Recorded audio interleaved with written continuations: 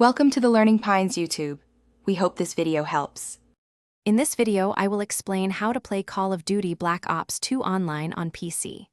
While the original game servers are still operational, they often have very few players and some reported security vulnerabilities. Fortunately, a dedicated community has developed alternative clients, providing a much more robust and secure way to enjoy multiplayer and zombies. We will focus on using Plutonium, a popular client that offers a thriving player base and enhanced features, ensuring you can jump into action with ease and confidence. To begin your online journey, you will first need a copy of Call of Duty Black Ops 2 installed on your PC. Next, head over to the official Plutonium website and download their dedicated launcher. It's a small file, typically just a few megabytes. Before launching it, make sure to register for a free account on the Plutonium forums. You'll need these login credentials.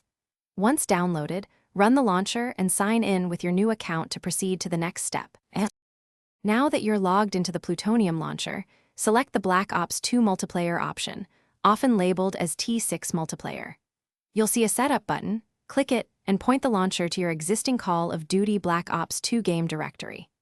After successfully linking the game, the setup button will transform into a play button.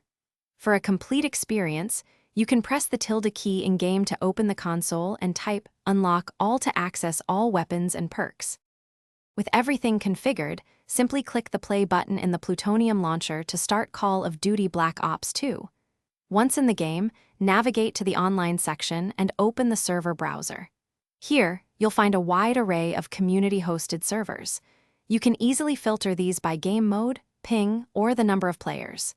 Choose a server that suits your preference, click to join, and get ready to dive into the classic Black Ops 2 multiplayer or zombie action with a vibrant community.